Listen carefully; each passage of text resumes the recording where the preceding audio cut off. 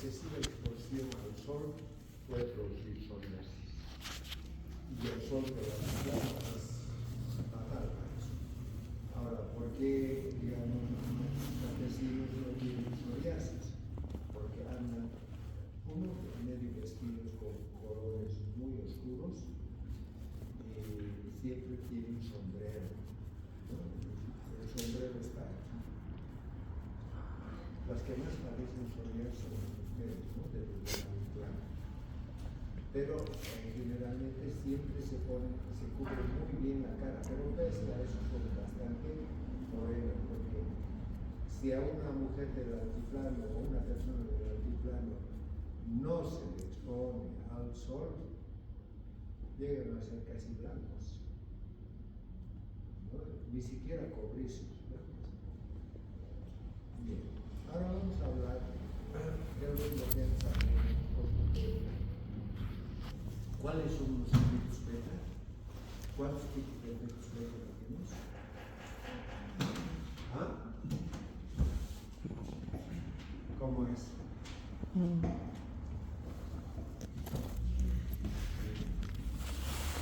Beta 1, beta 2. ¿Cuáles son las acciones? Cardioestimulante y vasodilatador. Cardioestimulante y vasodilatador. Si bloqueamos estos dos efectos, ¿qué va a producir? O sea, efecto contrario. ¿Cuáles? ¿Cuál sería? Sí.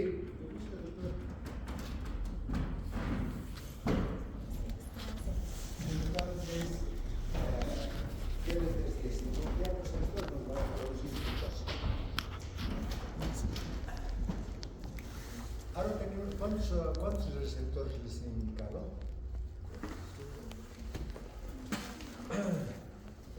Beta 1 y beta 2, ¿no? Pero si la beta 2, ¿cuál sería? Vasodilatador o broncodilatador. La beta 1, Cardioestimulante. pero a esta beta 1 se le une la acción, digamos, lipolítica y termogenética. Entonces, pero sin embargo, les había dicho que ahora se considera que existen beta 3 y beta 4 que están en relación a qué? A la acción lipolítica y a la acción termogenética, ¿no? Entonces, pero está claramente, podemos identificar estos receptores beta 1 y beta 2. ¿Cómo identificamos? Mediante la administración de bloqueantes, ¿no? Cortamos esa acción, estamos seguros de que se corte esa acción mediante bloqueantes. En cambio, los beta 3 y beta 4 no tienen hay algunos fármacos que cortan, pero están todavía, digamos, en estudio. No están muy claros las acciones bloqueantes de los receptores beta 3 y beta 4 incluso, ¿no? O sea, beta 3 sería, digamos, esta acción lipolítica y beta 4 termogenética. Que se describía dentro de lo que son los receptores beta 1. ¿Está claro?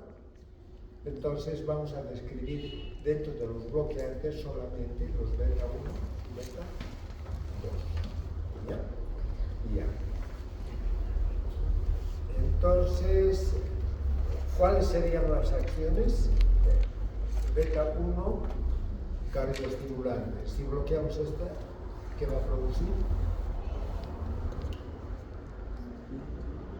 En el corazón, ¿qué pasa? Pues, ¿cuáles son las acciones? Cardioestimulante, ¿no? Beta 1, cardioestimulante. Si bloqueamos, ¿qué va a producir? Bradicardia, va a bloquear la acción de... ¿no? Puede ser bloqueada hasta incluso en estados tóxicos, puede llegar aquí al paro cardíaco, ¿verdad? Entonces, ¿cuáles son las propiedades del corazón? Inotrópica, la primera. Inotrópica, cronotrópica, magnotrópica y dromotrópica, ¿no? Entonces, la inotrópica es potencia de contracción, ¿no? No altera eso, pero sí, digamos, bloquea la acción cronotrópica. ¿Qué quiere decir? Disminuir, ¿no? ¿Disminuir qué cosa? Crono, la frecuencia. Dromo, ¿cuál? La conductividad. Badmo, excitabilidad, ¿no? Entonces, esas tres propiedades del corazón son disminuidas, pero no la acción inotrópica, no altera la acción. Entonces, eso va a producir a nivel del corazón. Y la otra de vasodilatación y vasoconstricción, o vasodilatación y broncodilatación, ¿cómo será? Va a producir un efecto contrario. ¿Cómo sería este efecto contrario?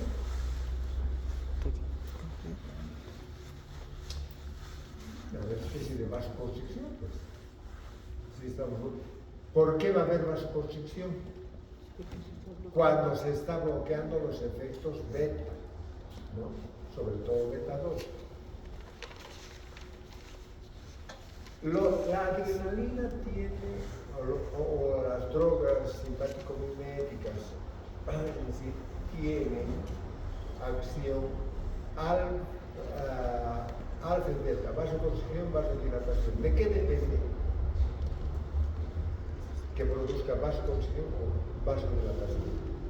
¿De qué dependerá? De los receptores, pues. Si uno en los vasos periféricos, ¿qué hay? Alfa o beta. Alfa, ¿qué va a producir vasoconstricción? ¿Verdad? En el músculo, en los vasos del músculo, hay más receptores beta. ¿Qué va a producir? Vasodilatación. Si bloqueamos esto a nivel de los músculos, ¿qué va a producir?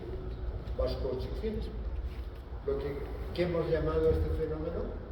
La inversión de la acción de la adrenalina. Efecto Day. De Day, ¿no? O fenómeno de Day, que se llama. Entonces, esas son las acciones que van a producir tanto en los vasos como en el corazón. Propiedades farmacológicas. Podemos decir que va a actuar un poco sinérica o antagónica a los fármacos adrenérgicos. Similar, ¿verdad? Casi, aunque no siempre. Entonces, tiene esa propiedad de tener, digamos, acción simpático-mimética. Efectos sobre el sistema cardiovascular, ¿qué les he dicho que va a producir? Disminución. Ahora, ¿por qué produce esta disminución? Porque existe sobre todo una acción dromotrópica negativa, o sea, altera la conductividad, o sea, bloquea los nódulos auriculares y auriculoventriculares, dándonos, digamos, un bloqueo tipo 1, tipo 2, tipo 3 y tipo 4, dependiendo, digamos, a qué nivel se bloquea. Cuando se bloquea en el tipo 1 es solamente a los nódulos. Tipo 2, auriculoventricular, tipo 3 ya nódulos y la conducción auriculoventricular, que es más grave, que puede desencadenar en el paro cardíaco, ¿no? Entonces, ¿cómo se verá esto en el electrocardiograma? Si se hace lento, se hace esto. Uno disminuye la altura de las ondas y se amplía. Existe un aumento del periodo refractario. ¿Qué es el periodo refractario?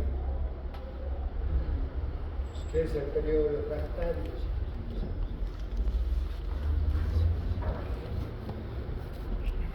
Es el periodo que existe, es la pausa, ¿no?, entre el sístole y la diástole, ¿no? Ese tiempo que...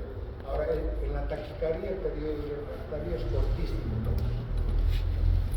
En cambio, cuando hay taquicardia, el periodo refractario entre de la sístole y la diástole, el tiempo es mayor. ¿Y cómo se observará dentro del electrocardiograma? ¿Cómo sería? Ampliación de los hombros. Ya sé. ¿Verdad? En cambio, cuando hay taquicardia, así de rápido, cortito y largo, ¿no? Bien, eso es lo que nos va a producir, digamos, ahora, ¿cuándo existe taquicardia? Cuando normal, no hay ninguna alteración patológica, pero hay taquicardia. Cuando hay emoción, ¿no? O no, y dicen, ay, bonito, mi amor. Cuando uno corre y el corazón ¿no? ¿O no? Entonces, ¿qué tipo de taquicardia será eso? No es ninguna taquicardia patológica, ¿no? Es fisiológica. Entonces, ¿por qué se producirá eso?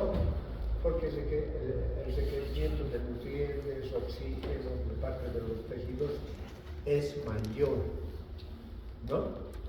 Entonces, cuando estos reflejos, estas drogas van a disminuir. Si nosotros colocamos un bloqueante beta y hacemos ejercicio, el corazón va a seguir manso. O sea, no va a haber ese compensador que está, digamos, de acuerdo a nuestras necesidades. ¿De acuerdo? Bien. Entonces, acción antihipertensiva. ¿Tiene acción antihipertensiva, sí o no? ¿Ah? ¿El efecto beta 1 que tiene? Vasodilatador, ¿no?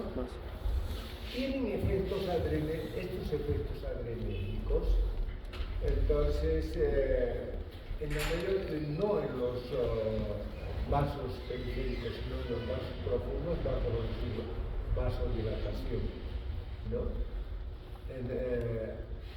No, al inverso, vasoconstricción, pero a nivel periférico va a producir vasodilatación. Esta vasodilatación puede tener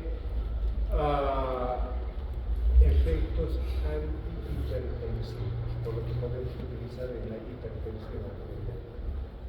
¿De acuerdo? ¿Está o no? Bien. Después, lógicamente, que les he dicho que produce un bloqueo ventricular. Acción antihipertensiva se puede utilizar. Disminuye la presión arterial. Al disminuir la presión arterial podemos utilizar los enfermos hipertensos, ¿no? Ahora, uno de los mecanismos por los cuales va a producir esta acción antihipertensiva, ¿a qué se deberá? Cuando existe, les he explicado anteriormente, cuando existe una hipertensión arterial muy marcada, muy intensa, ¿qué peligro hay? El aporte sanguíneo al resto del organismo es muy pobre, ¿verdad? Al ser pobre este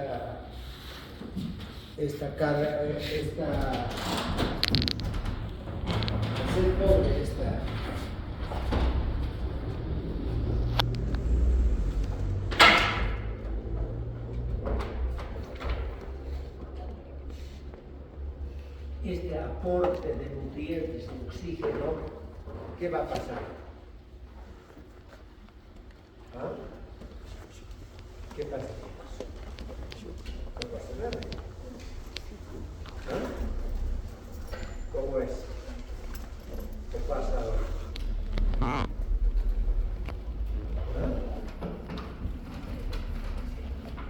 ¿Cómo es?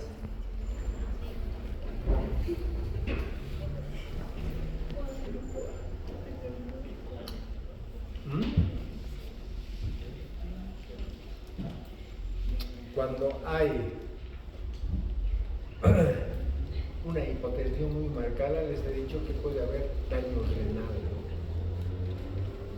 Entonces el riñón es tan delicado como el cerebro. Muchas veces después de una anestesia prolongada hay daño renal, ¿no?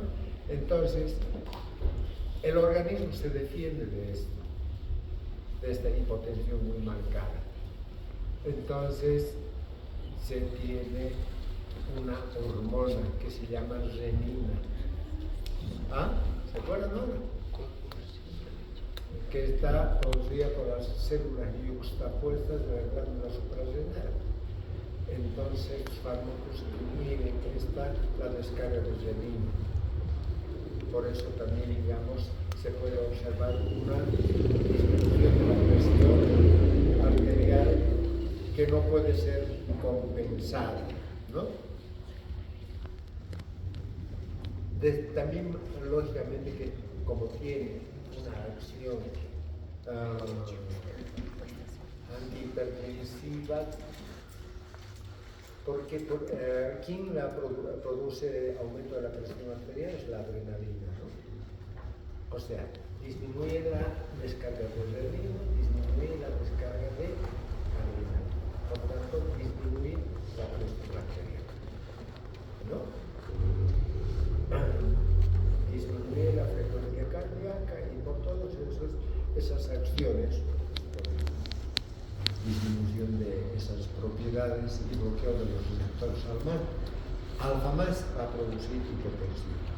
Acción sobre el aparato respiratorio. ¿Cuál es la acción sobre el aparato respiratorio de los beta-2? Son broncodilatadores, ¿no? Y si bloqueamos esta acción, ¿qué va a producir? Broncoconstricción. Entonces vamos a contraindicar en el EPOC. ¿Qué es el EPOC? Enfermedad obstructiva, ¿no?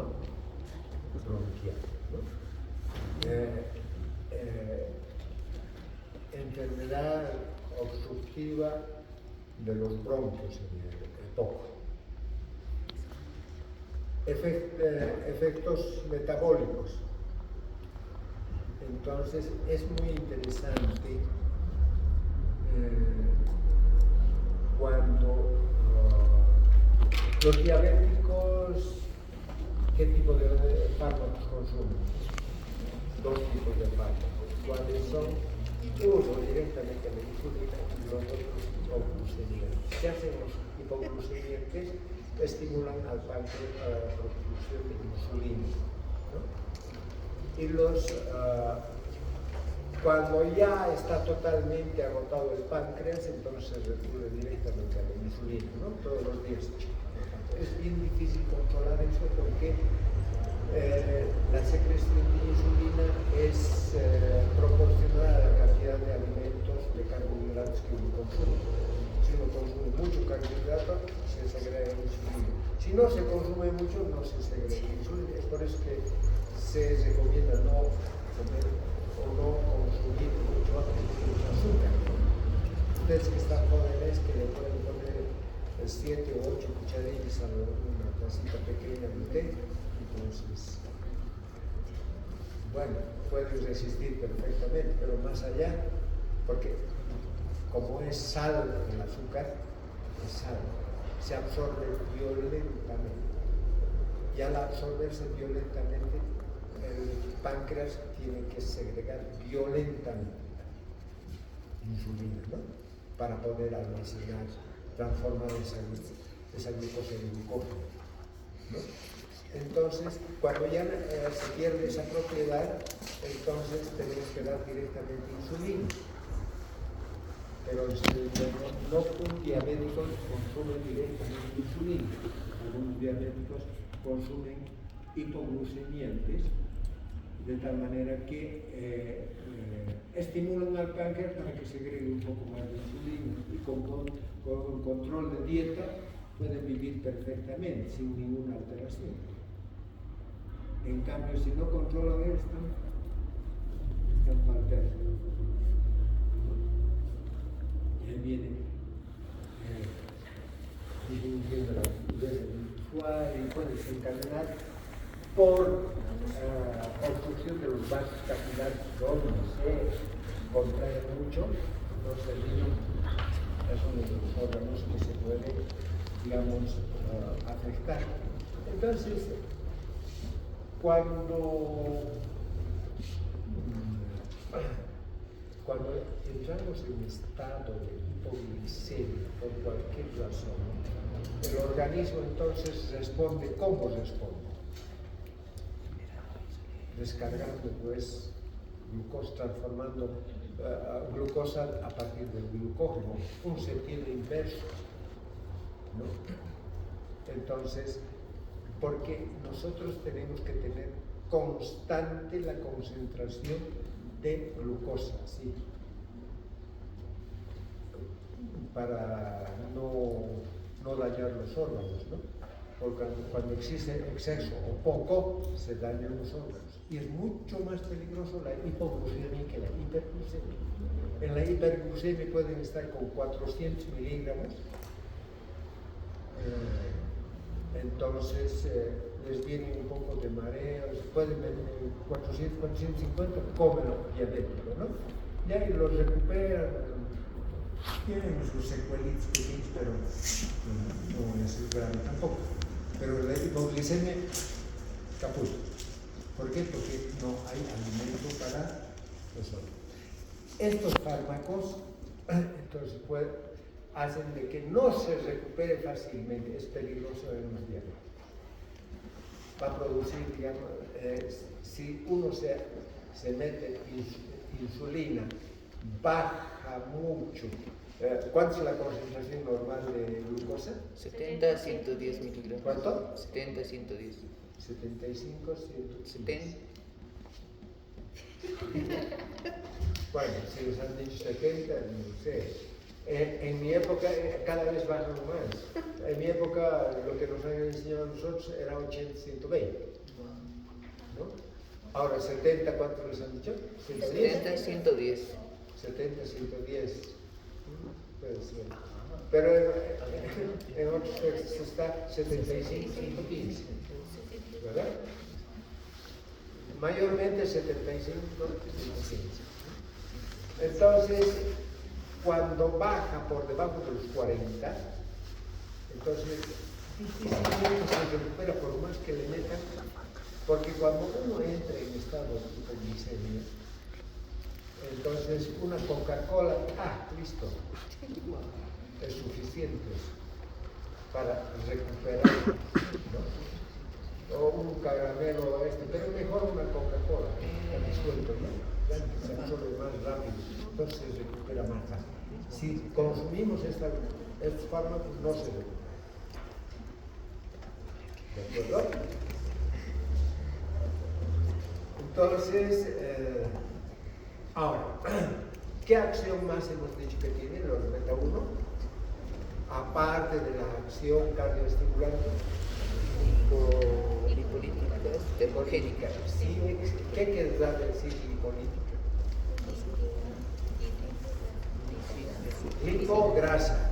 Lítica disuelve la grasa, ¿no? Y si disuelve la grasa, ¿qué subirá en el organismo? El colesterol, ¿no? Los ácidos grasos, ¿no? Los triglicéridos, todo eso, ¿no? ¿Por qué? Por su acción. ¿Qué acción? Lipolítica, ¿no? Ahora, cuando administramos estos fármacos también pueden disminuir el potasio, ¿no? El músculo absorbe mucho potasio. Entonces, esta acción de depósito del potasio, distribución del potasio en el tránsito, ¿qué puede alterar? ¿Cuál es el peligro en los viejitos que estén con diarrea? Deshidratación. No deshidratación propiamente, desequilibrio de electrolitos. ¡Cham! Ataque al corazón, ¿verdad? Entonces, existe, digamos, Porque normalmente cuando existe ejercicio sale este potasio de los músculos, ¿no? Para poder compensar. Ahora vamos a hablar de otros ejemplos. ¿Cuáles serían?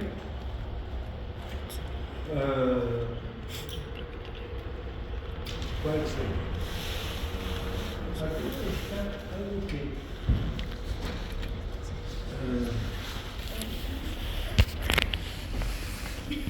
dentro de los otros efectos, ¿cuáles podemos decir que existen?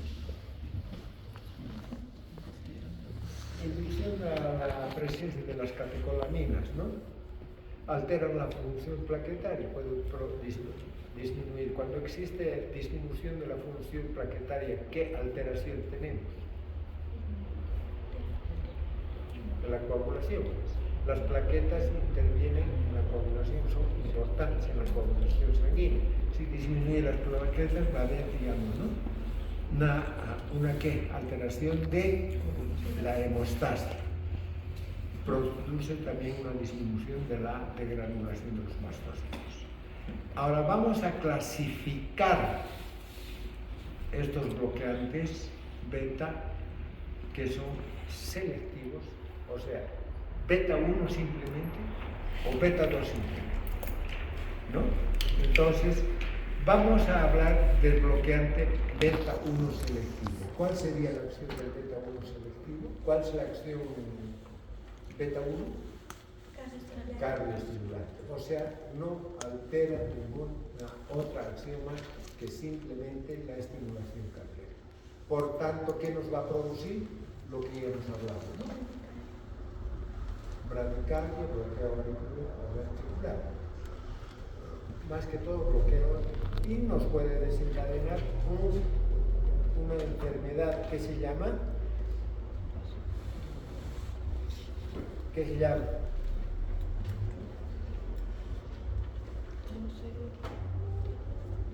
de Adam Stock, pues hemos hablado, ¿no? ¿Cuál? Adam Stock, o sea, es una enfermedad que se produce, no hemos hablado, que no vamos a hablar de eso, en anestesia y en otras cosas más hemos hablado.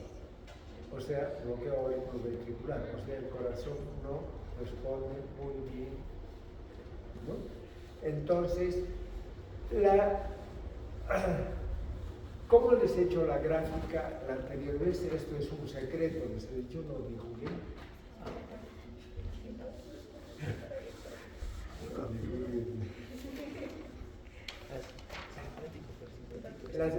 Tenemos la acción alfa. La acción alfa con todas las acciones que hemos explicado. Bloqueante alfa, todo el efecto contrario a lo que esto produce, ¿no? O sea, adrenérgicos positivos, bloqueantes adrenérgicos negativos. Colinérgicos negativos, bloqueantes colinérgicos positivos. Entonces, entre adrenérgicos y bloqueantes, entre colinérgicos y bloqueantes adrenérgicos, es positivo que tienen la misma acción, ¿verdad? O sea, si estudian uno, van a saber todo. Si estudian uno. Porque si estudian bloqueantes o digamos, colinérgicos, los bloqueantes colinérgicos lo contrario. Los adrenérgicos, contrario. Porque les he dicho, los simpáticos estimulan, los parasimpáticos deprimen, pero no siempre, en otras cosas puede ser al revés, ¿verdad? Eso les he dicho. Pero después les he dicho que acá, digamos, colinérgicos positivos, bloqueantes negativos, adrenérgicos negativos, o sea, negativo. Los bloqueantes adrenérgicos positivos, o sea, van a tener la misma acción, ¿verdad? ¿Está claro? Les he dicho que mantengan en secreto esto. Espero que mantengan. Estos bloqueantes beta 1 no tienen acción simpática o inmune, no tienen esa misma acción que les he dicho. Colinérgicos, bloqueantes adrenérgicos, positivo o positivo, ¿no? Entonces, estos bloqueantes beta selectivos, el nargol, no tienen acción adrenérgica. ¿Está claro? Esa pequeña diferencia. ¿De acuerdo? Bien. Farmacocinética del nadol. Podemos administrar por vía oral, ¿no? Son metabolizadas a nivel hepático casi del 95%, se excreta muy escasamente por orina. La concentración plasmática tiene una máxima, es a las 2 horas y tiene una vida media entre 4 a 5 horas, ¿no? La filtración glomerular va a un poco, digamos, disminuir a unos 5 mililitros por minuto. En caso de existir cirrosis hepática, va a haber, o insuficiencia hepática, va a haber un aumento de la concentración de los fármacos en sangre y va a tener un mayor tiempo de duración. Aplicaciones terapéuticas, ¿para qué nos sirve? Como antiarrítmico, ¿no? Para cuidar la taquicardia, un infarto de miocardio, ¿no? Entonces, se emplea en trastornos sobre todo cardíacos. Preparados vías de administración y dosis, podemos dar una angina de pecho de 100 a 200 miligramos por día, ¿no? Podemos dividir en 50 miligramos, 25 miligramos. Reacciones adversas, ¿cuáles van a ser? Todo lo que nos va a producir, digamos, los bloqueantes beta 1, o sea, cardioestimulación, pero más allá. Puede llegar a qué? Al paro cardíaco, ¿no? Hipotensión ortostática, insuficiencia cardíaca, arritmias que pueden haber. Después, trastornos de la visión y trombocitopenia. ¿Por qué va a producir trombocitopenia?